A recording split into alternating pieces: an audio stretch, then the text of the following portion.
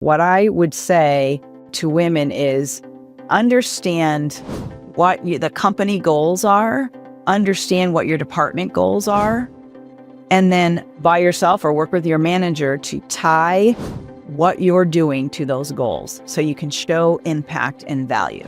And then you have to talk about that. We don't do that enough as women. We don't promote what we've done. And you can do it to your manager and you can do it to other departments, but tying your impact, what you're doing, your work to a goal and showing the impact of that is the first step in getting visibility, right? So you're being seen as someone who thinks about the business, not just their role. We can get caught up in doing these jobs that are not important. And that's a conversation with your manager. Like, let's prioritize the things that are really going to move the needle. Welcome to this new episode of Beyond the Thesis with Papa PhD. Today, with me, I have the great pleasure of having someone with whom we're going to deep into the realities of building a career in spaces that weren't made for you. Literally, we're going to focus on that reality for women in particular. And joining me for this very important conversation is Kae Konthaler-Williams. Kae is a powerhouse in tech marketing, a seasoned executive, and the author of Not Made for You. Over the past 30 years, Kae has built her way up from a telemarketing job to the C-suite of global software companies, all while navigating and challenging deeply entrenched gender bias in male-dominated industries. She's not just been breaking ceilings, she's been raising the floor for those who come after her. In this conversation, we're going to unpack tools that helped her thrive where she wasn't always welcome, resilience, strategic communication, and calling out bias without backing down. So if you're curious about how to lead with purpose in tough environments and how to build real change in the process, you're going to want to hear what Kae has to say. I think this is very applicable and important for women in STEM and women in academia in general. But STEM engineering specifically, I think, is still very male-dominated, or at least the perception is that it's very male-dominated domain. Yes. And I think the audience of Beyond the Thesis, be it women or partners of women who are in this domain, will really appreciate what you have to share. So let's go beyond the thesis and into the hard-won lessons of a true trailblazer. Kae Williams, thank you so much for being here today. Hi, David. Thank you. I'm really looking forward to the conversation that we're going to have today. Yeah, me too. And I think we're in an era today where it's getting clearer and clearer that even if we're talking about someone in academia, there are lessons and there are tools to be learned from other spaces, from other ecosystems, namely the business, the professional ecosystem. And, you've been in it and you've been, fighting your way and growing your way. And also you've been championing, because you're not just been doing it for yourself, but also writing and sharing this message. So I really appreciate you being here today and looking forward to helping especially these young women, young scientists that are starting in their career and they are maybe seeing these or feeling these ceilings because they're glass. The idea is you don't see it, right? But you feel it. Yeah. And they're wondering, how do I cross this invisible barrier? So yes, I really appreciate you being here today for this conversation. Thank you. So tell us a little bit more about you, about maybe origin stories of why you are here and where you are today, championing this cause and sharing what you've learned. Yeah, let us know a little bit more of maybe a pivotal point of where there was a before, some pivotal point, and then an after for you in terms of this kind of journey towards understanding some things and being able to share.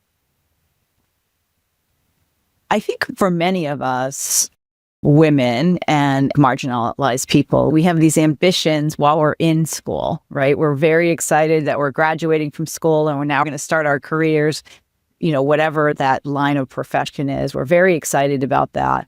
I think women recognize or have been told that it could be difficult for them because they're women. And so what I didn't realize was the way it would show up for me and how frequently it would show up as I was working through my career. I started as a telemarketer while I was going through college. And then I entered into the company that I was working at, started a software division, and I decided to go into that division. And it was a demotion, actually. But my manager, who by trade, she was a computer programmer, she said, I think you should still take this job because it will create a greater career path for you. And that's where I learned marketing. I did not study marketing in school. I studied economics. And so that's where I started to get into the technology industry. And I think it wasn't one thing necessarily that I thought, okay, this isn't working for me. It was a pattern that I noticed over time. So I would, in my career, I worked for a lot of large companies and then smaller companies and startups. So there's a lot of acquisitions that happen in tech. So you're always going to that next role. And what I realized was it wasn't just happening in one company. It wasn't that company and it wasn't that culture. I was seeing these patterns happen in most of the companies that I worked in. And so eventually, as you start to have these experiences, I started to realize that, two things. One, I need to figure this out because I am ambitious and I knew where I wanted to get to in my career. And two, that it wasn't necessarily me. Right? And a lot of women, we have this self-doubt and what am I doing wrong? Maybe I shouldn't have said that, or I'm too afraid to speak up. And so I started to defy that in a sense and had to force myself to feel confident to speak up in the rooms and navigate my career differently than some of my male counterparts. And so that started to work for me, obviously, because I've had a happy and successful career. And then I got to the point where I am now in my career. I do mentor a lot of women and men, but a lot of women. And I noticed that sometimes when women come to me with a problem that they had and I say, okay, here's how I would address it, and I give them the words to use, I see that great relief on their face that, oh, that actually isn't that hard. That isn't that scary. I think I can do that. I don't have to leave this job. I don't have to leave the company or find a new manager. I think I can handle this. And that's what made me realize I needed to have these conversations on a broader scale, like we're doing today on your podcast. And I wrote a book about it to help women understand how it could show up, because sometimes it's very subtle. So I use stories to illuminate how that can show up at work. Some of my stories, some of my colleagues' stories, and some famous ones. And then I give them the language to use in all those situations. Yeah. So it's very practical guide. Yeah. And that's how you and I came here today. That's it. And language is so important. It's such a great key to some of these conundrums that we have. And in the end, you learn a word, a concept, and like you said, there's an aha moment of, oh, okay. Yes. Now, even just being able to call something that's fuzzy, being able to give it a name and then address it is, I totally agree with you. Yeah. Your book, it's titled Not Made for You. And, Yes. I've heard about this from guests in organizations that, it's something that culturally is still ingrained and systemic in a lot of ecosystems out there. I see it, even in academia. I also see it in academia. There's another, let's say, layer to it, which is often, and very often, and especially from graduate school on, people are coming from another country, sometimes like me, from another continent, and they're bringing from that cultural milieu also some aspect of the culture that also puts them in this space of, oh, this is not for you, right? Of you. Yes. Sometimes, often it's a question of relationship with hierarchy, and in some cultures it's very marked, and you don't address someone who's and here in Northern America it tends to be flatter. But there's the cultural aspect that I see a lot in academia. But of course, then there's just the gender aspect that is, I think, globally still there. Yeah. Now, can you share a specific moment, specific story in your journey that sparked this, your awareness of this gender imbalance, or that kind of sparked the flame of, okay, you know what, I need to address this and write this book and share this to more people? Is there a story you can share on that? I will share a story of when I said, I'm going to write this book. But before that, I said it was patterns that I saw. It wasn't one individual thing. But I did start to notice that women are not supported in their careers the same way men are. We don't get the same access to networks or special projects that typically advance our careers. You know, leadership is defined a certain way, and it typically is a white male. So, you know, you start to notice those things because you are constantly fighting against it in a sense, right? You're trying to work around it. And so you do notice that.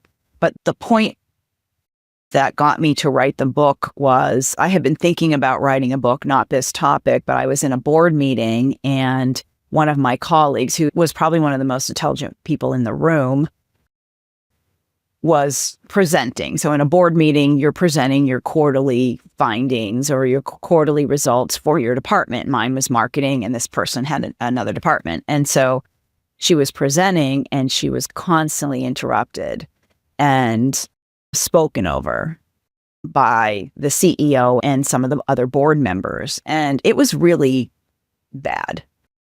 She wasn't, you know, they took over her presentation, but they were basically repeating what she had just said. They're repeating it, and now the conversation ensues because a man said it. And it was frustrating for a number of us in the room. And after the board meeting, she came up to me and said, "What am I doing wrong? Why does this always happen to me?" And I almost answer her to say, well, you need to be more assertive and, you know, this and that. And I thought, what am I doing? And I said, you're not doing anything wrong. It's them. It's not you. And so that made me say, I have to write this book now because it's happening too much. I've seen it too many times in my 30 years. And now these younger generation there, it's still happening. And we have to start having this conversation and building awareness around it. And again, I think it's when you name it, as you said, and you speak to it, I think people are very understanding for the most part that they didn't realize they had that bias, or that they were, you know, speaking through the lens of a bias that has, you know, been for generations. It makes total sense. And again, you know, this archetypal story that I've heard before. It's so you confirm, you know, with the story, given that you're with different protagonists, you're telling the same story I've heard again and again. It means that, yeah, it's systemic, and it's something that needs to be worked at still. Now, yes. Yeah. Now, one challenge that I see, and that I've seen even in environments that I've worked, is that within this culture where there's this bias and this expectation of men to take the front and center stage, often women, and here we're talking about a woman who is talking and is interrupted, but sometimes women, even from stories that I've heard, stop themselves from talking because they think, oh, my idea is not good enough, and they may even pass a paper for someone else to then bring the idea forward, because, you know, they understand instinctively that's the way the idea can move forward. But but I've seen occasions where a woman or women in general will maybe take on kind of a persona that is more male. They themselves in a way that if a man did it, everyone would be like, oh, okay, let's listen. But then because it's a woman, people say, oh, there she is. Okay, she's difficult, or oh man, she's so bossy, or there's a lot of adjective, bad, like negative connotation adjectives that come out. A bunch that come from, like feisty is one that comes up, and other not good. Intimidating. So, and I know this is, of course, because you've lived through it and you've given it a lot of thought. You, I think, have advice to share on how to navigate this, how to claim that space, that agency, and take ownership of that voice and that stage, keeping your dignity, keeping your values, keeping staying a part of the team instead of somehow kind of separating yourself. Because once people start saying these things of you, becoming they're othering you in a certain way. Yes. What are your comments on that, and maybe strategies that you've thought about or advice you have in general? I think, as women, it can be, and I talk to a lot of women, that it can be frightening for them to speak in these rooms. And the first thing I say is, we're all in this room figuring out, we're here to solve problems in the company. We're all figuring out as we go, including the CEO. Right? Well, you start to recognize we don't all come to the table with the answer. We don't have the answers. We're trying to figure them out. So that's just to take the human element. These are human beings just like you trying to figure something out. And I think that will help ease the stress of some of that. But I will say that I've noticed where there are situations in a room, for example, and it happens a lot, a woman says an idea and it gets kind of, they don't really react. And then men will repeat the idea. And I've seen this happen so many times. And then the idea takes life, right? And so I've spoken to women that it happened to, and they're like, oh, they just let it go. But when you're letting that go, or somebody's talking over you, when you let that go, the room is seeing you in a different light. It's reshaping your credibility in a negative way. And it does affect how people view you and ultimately affects your advancement in your career. So if someone's stealing your ideas, when it comes time for promotion, David had all the great ideas when actually they were Kae's ideas, right? Yeah. And so we do have to address them. And there are a lot of them. It's very subtle. And that's why in the book, I use stories of my own experience and other women's to show how, illustrate how it could show up for you in the room, because you have to name it and say, oh, I know what they're doing right now. We call it heap-eating. When they repeat a idea of yours and they take it, we call it heap-eating. Or it's just that they're talking over you or discrediting you some way in the room. We have to know what it is and be aware of it, because sometimes it can be quite subtle how they say something to you, words they use. I just realized that I had a manager, when he spoke to a man, he didn't like that when somebody disagreed with him, and he'd go on the attack, men and women. But when he attacked the man, it was on a business perspective. You said this last week. You're going to do this, this is what you were going to do last week, and now you're saying this. Which one is it? With me, if I disagree with him, he said, oh, now you're angry. Or, now I've upset you. And so it was on an emotional level. So now everybody in the room thinks Kae's emotional and she's angry or she's upset. And so you have to address that. Yeah. Because you have to switch switch what they just said and not acknowledge what they said, and then rephrase it and get rid of the bias. Yeah. Anyway, it makes sense, and it's sad to hear, but it makes me feel that there's different types of issues, because you said someone he's planning and then picking up the idea, or maybe reshaping it and saying, here's my idea now. Yeah. That's one problem to try and deal with. But then there's the just being talked over. That's another issue. Maybe we can start with the he's planning. Are we talking about the fact that, men will use a different way? So they'll hear the idea, maybe 2 seconds of it, and then pick it up, and they use a different, I'm thinking of, those word clouds. Their word clouds different, assertive or more authoritative. How do you kind of... I don't think that's it. No, yeah. I don't think that's it. I was just positing a hypothesis and because looking for what's your analysis and how do you protect yourself against that? Yeah, so I've had men say the exact same thing. No change. Wow. No change. Same thing.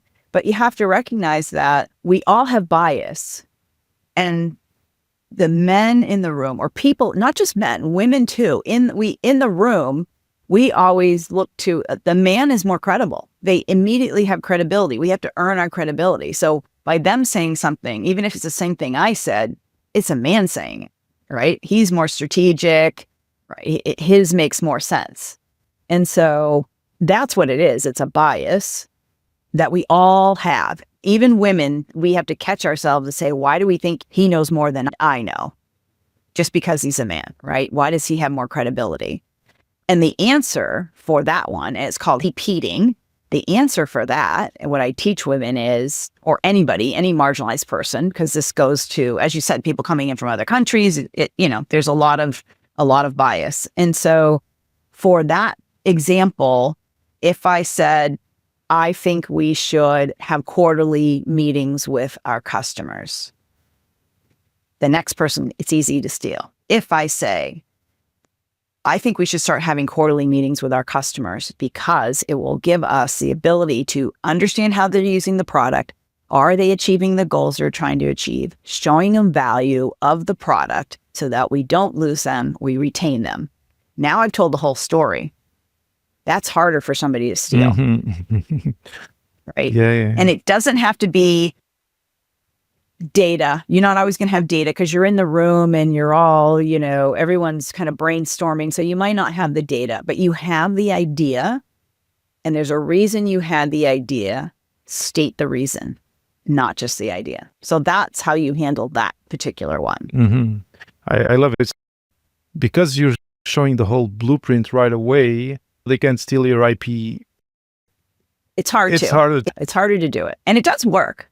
And actually, when I was, working on the book, the women that worked in the Obama administration, they called it amplification because it was happening to them. And so they started always telling more than just the idea so that it couldn't be stolen. Mm-hmm. Love it.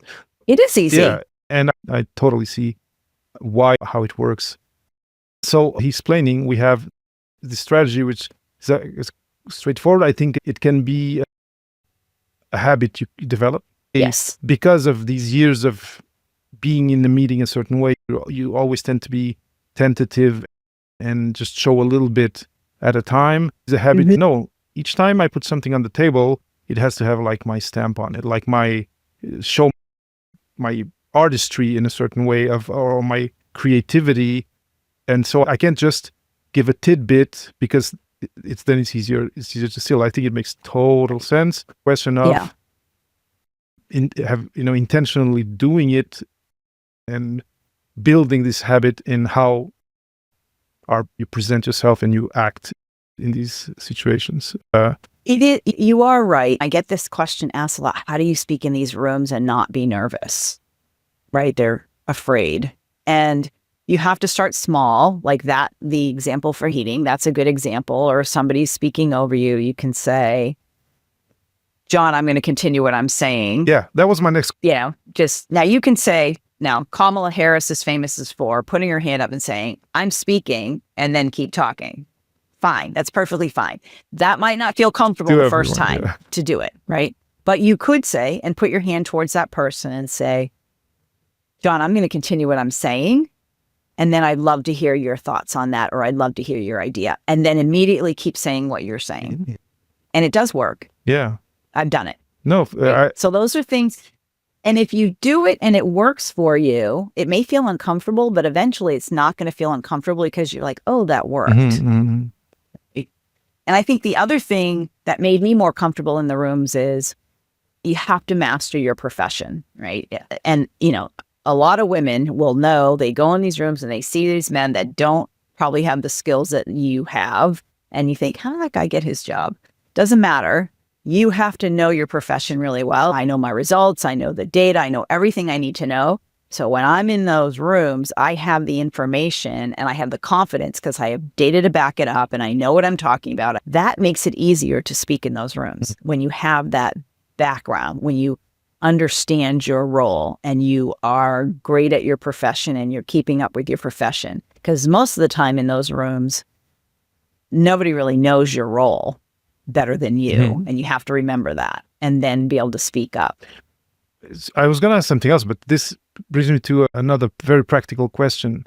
In a room where you're called into this huddle, into this meeting. No one knows who you are. Should you say, "Hi, I'm Kae Williams. This is my role," and then start talking? Is this something that could be important if you feel that actually these are a lot of unknown faces to present yourself, and that already sets the stage? Well, usually I would hope that when you come into a room and there's a new person, they will do They will do the introductions. of course. Yeah. Yeah, typically. But there's nothing wrong with saying, hi, I don't know a lot of you. Can we just do some quick introductions and, I'll start. Yeah. Right. So I would do that. There's nothing wrong with doing that at all. Yeah. Okay. It's a great idea. Again, if somehow this didn't happen, that also could be just a blockage. You feel like, okay, maybe because it's easy to get into a room and imagine, oh, they all know each other and I don't. Yes. You're already going to retreat because of that. So it's okay to do it. But what I was going to ask was the following, because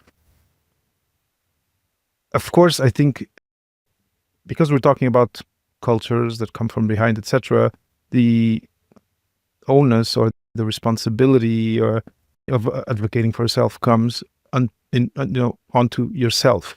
But Yes. and I know we didn't discuss this beforehand, but does leadership have any role in this? Can a good leader actually see?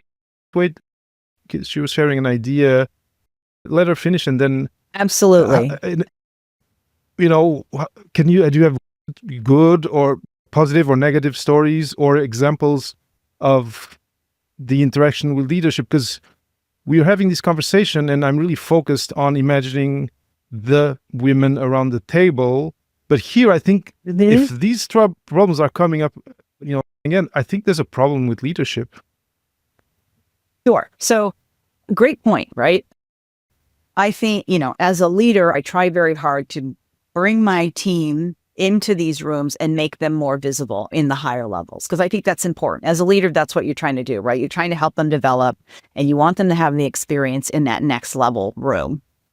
So that is something that is required from leadership. The other thing is, which I tell people that I mentor, collaborating in the company in different departments and building relationships in the company so they start to know who you are and your work because you're working on things together.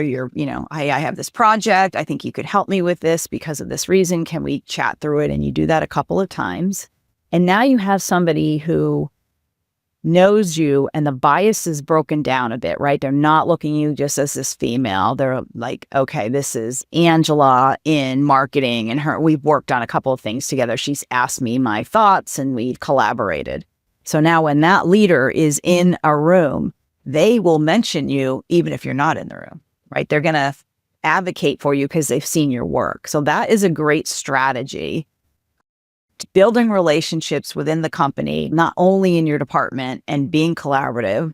I mean, in my role, I have to be very collaborative because I work with product and I work with sales and, I work with customer success. So my role requires it, but I do it anyway. I collaborate with a lot of people and it's for that reason. And the other thing I'll say is, if you support somebody in a room, if you see someone being spoken over or someone stealing their idea and you say, wait a minute, let Maria finish what she's saying, or Kate just said that. Why don't we let Kate elaborate on that? Mm-hmm. They will do it in kind, mm-hmm. right? So if you start doing it and helping men too, it's not just women. Like if you're being supportive in those rooms to women and men, they're going to do it to you as well, right? They're going to help you as well. I've seen that happen. Great. I think this is a great insight for people who may be listening and who actually are listening because they have a team and they see that there are issues and they want to be better leaders. And I think that's why I asked the question, because it takes two to dance. And yes. In this case, so the relationship or visibility and actually a rapport with leadership is important. Building those one-on-one relationships is really important. Yeah, and this brings me to another part of the issue that I've seen in people that I've interviewed, but that I know also, who, especially women, they are very conscientious in their work, productive, to a healthy extent. And I've seen women hit a wall. I do this awesome work and I see other people, let's say men, because often has been the story that I've heard, not work as much or as well as I do, and they get promoted. And I think it's the same issue of visibility. Just, building a better mousetrap is not enough. You need to be visible, you need to be seen, you need to advocate for yourself a little bit.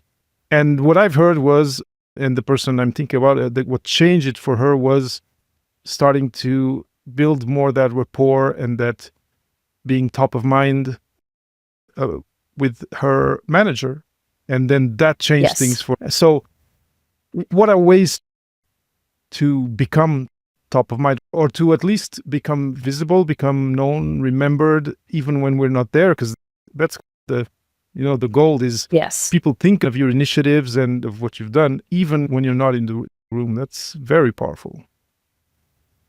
It can be difficult for women because we don't have the same casual networking that men have with each other. They talking about sports or whatever, they go golf, they go to dinner, they go for drinks. So we don't always get invited to those situations. And there is this bias of what a leader looks like, and it typically looks male in a lot of companies. So we do have a bit of this barrier. But what I would say to women is understand what the company goals are, understand what your department goals are, and then by yourself or work with your manager to tie what you're doing to those goals so you can show impact and value. And then you have to talk about that. We don't do that enough as women. We don't promote what we've done. And you can do it to your manager and you can do it to other departments, but tying your impact, what you're doing, your work to a goal and showing the impact of that is the first step in getting visibility. Right? So you're being seen as someone who thinks about the business, not just their role. As women, that's a bias, right? We're great at just executing, but we're not great at strategy. And so men are considered more strategic, and that means better leaders in some people's minds. And so that's the first thing, is really making sure you're focused on the things that are driving the business forward, because that's why they hired you. And we can get caught up in doing these jobs that are not important. And that's a conversation with your manager. Like, let's prioritize the things that are really going to move the needle. The needle, of course. Have you ever been told, like, exactly, you or hear someone comment, if you want to succeed, you need to be more like a man? Because we've been, I can see this mirror, and then we see a man, a suit on one side, then a woman, also on the other side. And it feels like the men have this advantage. We've established that historically, and today that's still the case. Are women being told, you should act more like a man? Or is that something that doesn't happen anymore? And how can we actually demystify or unwrap that and actually tell women who are watching or listening, no, you have your superpowers as a woman that can really bring you into a great position in leadership. You don't need to imitate men in your organization to make it. So when I was coming up in my career, we were told that in so many ways, like how we acted, how we dressed, all of those things, right? And it was difficult because they wanted you to be more masculine, but they also wanted you to be very feminine in the office. It was very interesting. Now, I don't think women are told to be more masculine, but the bias is still there on how we present, how we communicate, how we lead, if we're too empathetic or not. That's still there, right? The bias, and again, it's a system that we're all working in, men and women, and there's a lot of bias in that system. And that's still there for even the younger generations. I think that, how do we combat that? As you said, showing up as yourself. When you try and be something that you're not very comfortable in that, and you're not going to be comfortable sharing your ideas. If you show up as who you are, you're more comfortable in those rooms because you're being you, and you're more apt to share ideas, which is what helps you move in your career, by sharing great ideas. So yes, I think you have to show up as yourself. And I certainly tried to manage the way men managed teams when I was coming up, and I was a young manager. I started out pretty young as a manager, and I tried to manage people that way because the female manager that I had definitely tried to follow men. But I recognized pretty quickly that I didn't want to manage people that way. I do have more empathy as a leader. I do care about people, and you can care about people and still have great teams and build great teams, and they can still perform well, actually probably better. So I kind of let go of that pretty quickly because it just wasn't working for me to try and be like that. And so I would say, be yourself. And yes, you're going to be called a lot of things. I was always told I was very intimidating because I am direct. And as much as men are direct, when a female's direct, it has a different connotation. Yeah. But I didn't stop being direct because clear communication is required to be a good leader. So I still come to the table with my direct communication, and I don't care what they think about it. Now, I'm never rude. I'm always professional. There are people who are quite aggressive and rude, men and women. That I don't think has a place in business either. It doesn't matter what your gender is. But direct, clear communication is critical to be a good leader. Of course. And then if we tie that in with what you said before of having actually real and meaningful rapport with the different members of your team, then there is space to be direct because that's not the only interaction that's happening. It's just one of the interactions. So it makes sense to me. Rhetoric. Fine. Yeah, sorry. Go ahead. It's okay. I'll just make notes here with pauses. Usually that shut off. No I worries. apologize. And there, now there's a note in the recording. Okay. What I was going to ask about is based maybe on what's in the book or in other work that you've done with people, this question of being told to act a certain way, dress a certain way, and then this kind of dichotomy of, be like a man, but then also be feminine. Like, how can you, it's like a split ball, right? But yes. Do you have like things, tools, scripts maybe people can use, young professional women can use when someone tells them to smile more, calm down, or be less emotional? Or we already mentioned when someone talks over them, but this in this aspect of sort of instruction on how to act, and so which to me is equivalent to don't be yourself. Look, this is how you have to be. Are there ways you've worked out, maybe with the people you've coached and trained, to deal with this and actually push back and say, no, look, I have my space and here's how I'm going to be, and you just have to accept it? Sure. And, some of those things that you talked about are really microaggressions, and people are letting you know that you're different than them, right? And there are ways to address it, and there's a lot of examples in the book on how to address certain situations, but you brought one up about, calm down. What I noticed is that if male and female are disputing something in a meeting, gets uncomfortable, and the other men will get uncomfortable because they don't think, maybe, I don't know why they think that, right? If they don't think it's the right thing for a man to be, speaking aggressively to a woman, or a woman speaking aggressively to a man. And so I've had those situations where we're just, not agreeing. And, my boss said, okay, I think, you need, let's calm down, everybody relax. And I know what I mean by that, right? And it's more pointed towards me. And my response is, I'm perfectly relaxed, and I think this needs to be said. And then I keep talking. And then my boss at the time again said, I really think we need to calm down and relax. And my response was, again, I'm calm and relaxed, but if you need a moment, more than happy for you to take that moment. So I just redirecting it to them because I'm calm. Don't tell me I'm not calm, right? But you can't say that. Don't say, hey, don't tell me I'm not calm, because now you're getting into this dispute. It's simply you state, I'm calm, but if you need more time, I'm happy to do that too. Something like that, right? Yeah. So there's a lot of those situations, and there are ways to professionally and calmly make it clear where you stand. Mm-hmm.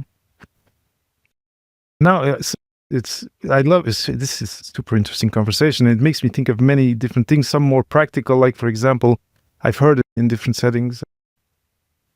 And tell me if this falls within what interests you in terms of discussing, but women will be self-conscious about their voice, even if, imagine the tone is a little bit more, say, unnerved around the table, and they feel all the guys have these like baritone, whatever voices.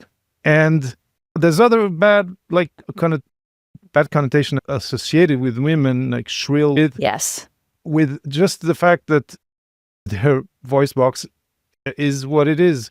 Are there also ways to help yourself if you are a woman with a higher pitch voice, which is normal, still, and that's what makes you self-conscious, to help you not care about that so much and still find a way to have a voice at the table? And tell me if this is not an interesting... No, this is fine. It's very interesting because, I have this very kind of dry, raspy voice, and I know that about myself, right? And so mine's a little deeper probably than some. And I get what you're saying. And I have had women who are a bit softer in their speaking and their mannerisms. I'm a little bit more animated. Some women are not. And here's what I would say. I mean, you could go to voice lessons if you wanted to, but it's not about your voice. It's about what you're saying. You're there to help the company move forward and grow. So it's about your skills and experience. And if you're speaking from that, who cares what your voice level is? And you just have to think that way, right? Because there's very intelligent women speaking in your room. Nobody cares if they're shrill or whatever it is. It's the words that they're saying, the ideas that they're bringing forward, the strategy that they're discussing. That's what matters, right? It's not what your hair looks like or what you're wearing or if you're tall or short, because that's another bias, right? Like tall people have more presence. I'm not tall. Those are things, but you can't worry about those things. It's about your intelligence and your experience in that role and what you're bringing to the table from that perspective, not your physical attributes. So bring value to the table, and your voice will be, will shine. Don't worry about your voice. We all have different voices. Who decided that a deeper voice is better?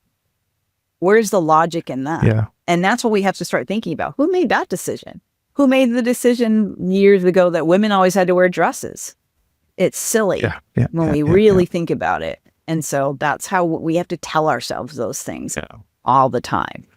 Amazing. Now, the time flew. I'm just looking at the time. I'm surprised because I feel like we've just started talking.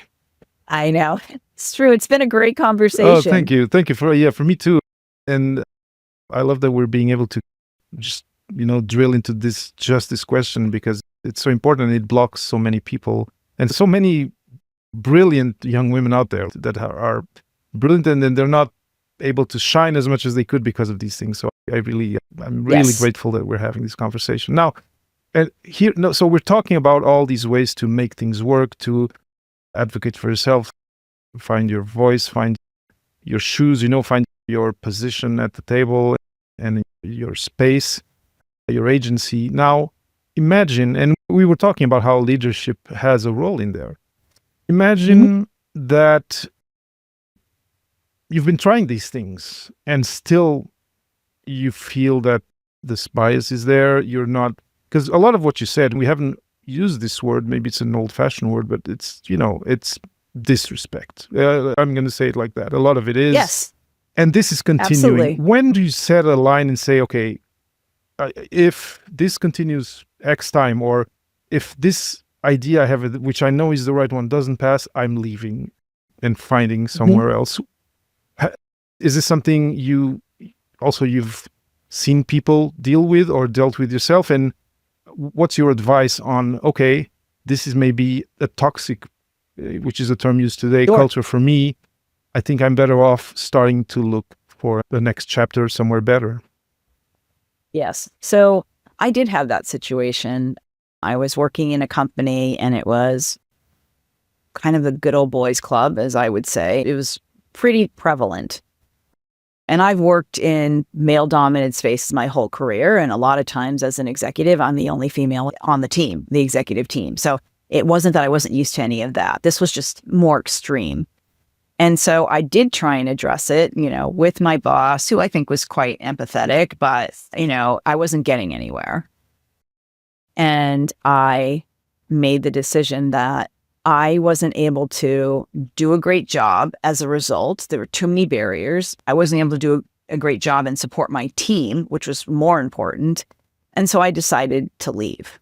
And so let me just explain what I talk about: thriving versus surviving. Surviving is you're going to work every day and you're just trying to get through the day. You have a bad manager, a bad product. There's a lot of things that aren't going well. You don't feel that you're growing. You don't care that you're growing because you're just trying to hold on and get through the day and get back into your car or get off that Zoom meeting. That is surviving. That doesn't help you grow in your career. Thriving is when you're in an environment that you feel safe to give your voice. You feel that there's growth opportunities and potential. You feel that you are valued in your domain and you can speak about your expertise. And you also feel comfortable asking questions in someone else's domain. You see people that look like you and act like you in all levels of the organization, and we're all accountable for the same things in all levels of the organization. That's a thriving environment. And there are companies that exist. So I think, and everyone has it, it's a very personal thing to decide whether that environment works for you or not. But that, you have to think about, what do I consider thriving, where I'm enjoying coming to work every day and I respect my peers and they respect me and my boss, etc. Those are the things you have to think about. And if you're not getting any of those things, I would say it's time to go look. And you've tried, like you have addressed it and you've tried and you're still not getting anywhere. Yeah, then it's time to consider another company. It makes total sense. Now, there's one little challenge for me in this particular situation. And I have one more question I'd like to ask you after that. And anyway, I hope you have time to keep talking a few minutes more. But how do you present yourself, sell your profile, when you can't really give a reference of your current manager who is a mismatch with you, let's say it like that? How do you navigate that? So meaning if you're leaving a company and you want a reference? No, you understand, okay, I need to move. This is not working for me. And then you're starting conversations with other organizations. But often you're asked for references, but this current relationship with your higher ups is not good. And you feel like, this is not going to be a good reference. So you remember how I talked about networking and building collaboration and relationships with other people in the company? Those can be your references. And honestly, recruiters and other companies never badmouth a company when you're in an interview. You never do that. We all know that. But you can say, and I've had to say for that company, I tried this for X number of months. It just wasn't a good fit. And they understand that. And, if they say they want references, you can say, okay, you understand that it wasn't a great experience on either side or for me. So, I don't know what kind of reference you're getting. Now, legally, most companies, what they can say is your start date and that you did work there. They're not supposed to say anything else, right? But I've seen people go into LinkedIn and they, we often give our references. Companies know you're giving references of people who are going to say great things about you, typically. So a lot of times they will go around and find other people that you worked with and go ask. But that speaks to your character and how you behave at work with everybody, right? Being professional, kind, you have to do that, or you're not going to have a great reputation. But the answer to me is there's other people that you can use as references other than your manager. Very good. And it makes sense. And I think building relationships is the one thing that my listeners might drone about again and again, because there's no other treasure like good, solid relationships professionally for working somewhere, but also for transitioning. And it makes total sense. Now, as you move up in your profession, your next job is coming from your network. So I always tell people, build your network now. You need a strong network, because the further you get up, that's where my jobs rarely come from a recruiter. It comes from somebody reaching out in my network saying, hey, are you available? Here's a role I have for you. That's it. That makes sense. Now, there's one question. So there's one term that I'd like to clarify, because I don't really grasp it completely in your book, which is managing up. It's the expression of women shouldn't manage up, that the rules should be rewritten and bias should be challenged. Can you explain this idea or this concept? Because if I think it'll help also other people understand it better and engage with your content better. I think it isn't that everyone manages up, right? We do manage to we are working for somebody and we are managing, but you shouldn't just manage up, I think is the point, right? You have experience, you have your own value, and that isn't just based on what your manager's view of you is, right? So it's managing across, not just managing up, and building your own worth separate from your manager. It's not that you don't want to build a relationship with your manager or higher ups. Of course you do. You have to, right? But that's not the only focus for you, is to just manage up. Meaning, don't change who you are just to in their light. Be your authentic self and manage across and manage up. Okay. So it connects back to what you said about good leadership and actually empathy and engaging with your team as well, horizontally, but also vertically in the organization. Okay, perfect. I understand. Thank you. Now, I have a last question for you, but before that, I'd love to share with the people who are listening where they can find your book, where they can find you online, maybe even write you, sharing their stories, I would love reacting to our conversation.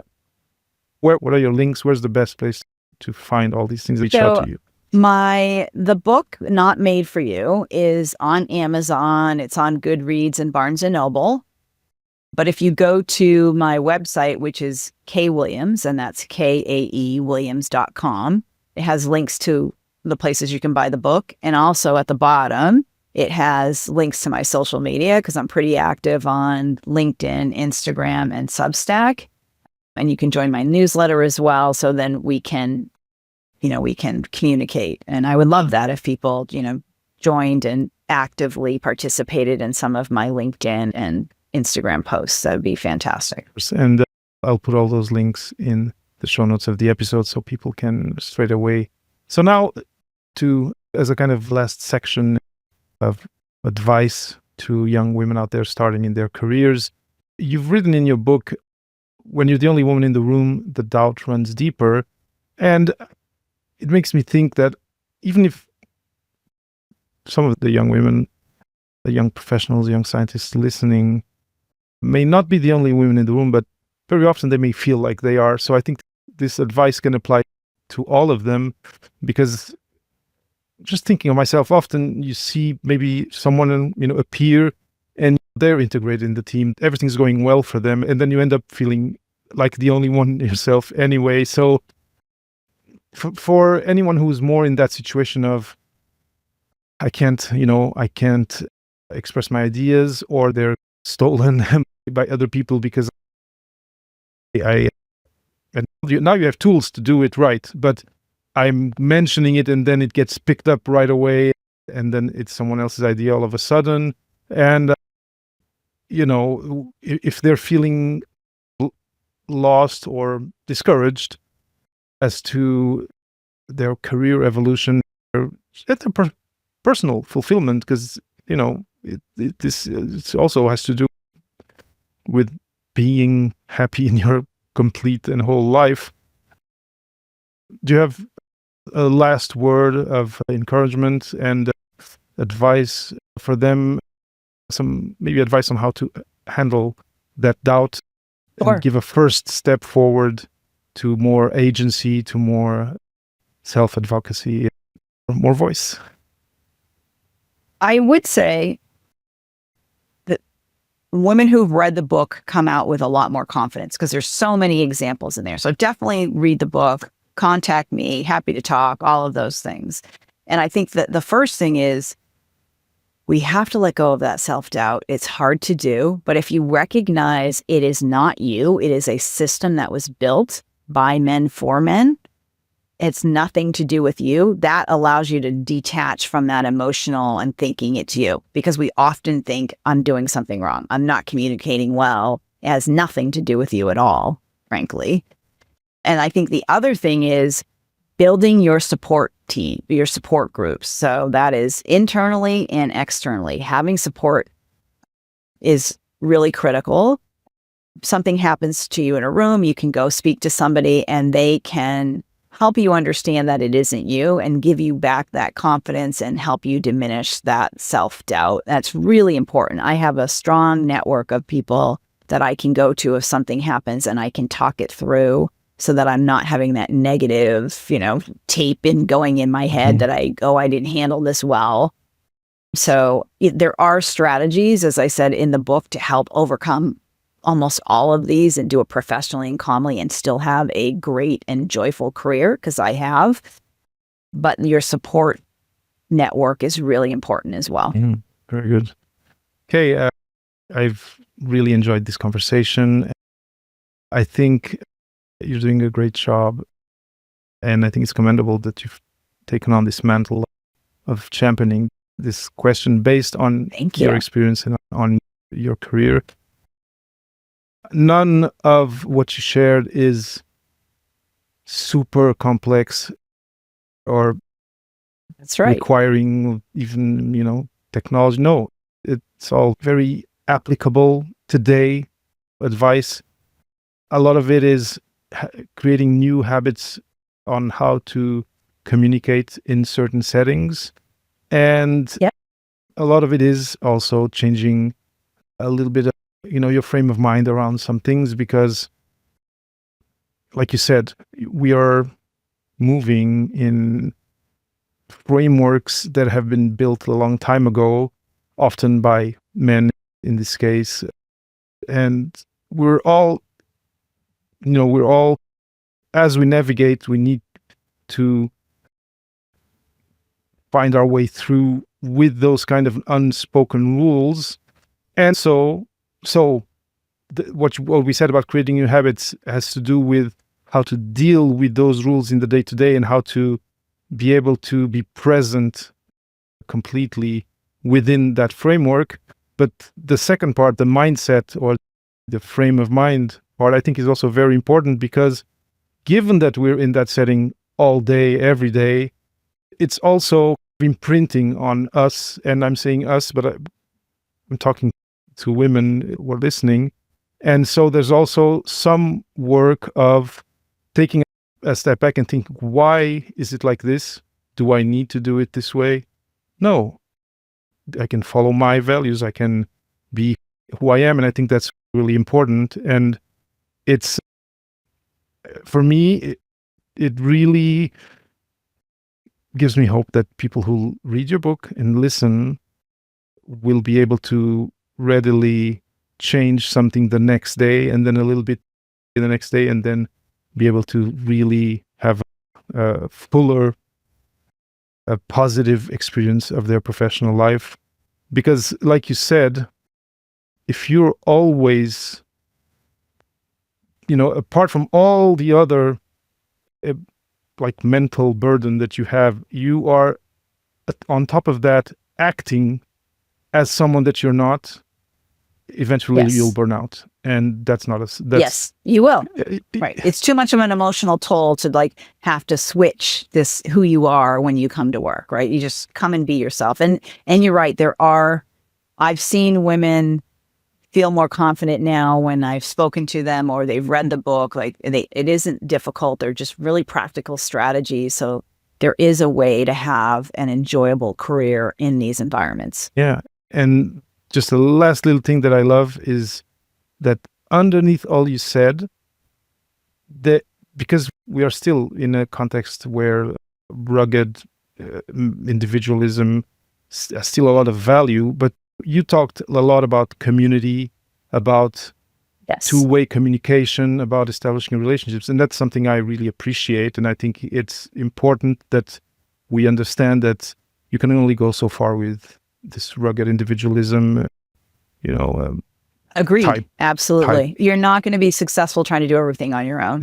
Okay, this has been a really great conversation. I'm so happy that we connected. And I want to, in the name of all the listeners of Beyond the Thesis, I want to thank you for all you shared here today. Thank you so much, David. I enjoyed the conversation. I appreciate the opportunity to have this conversation with you and your listeners.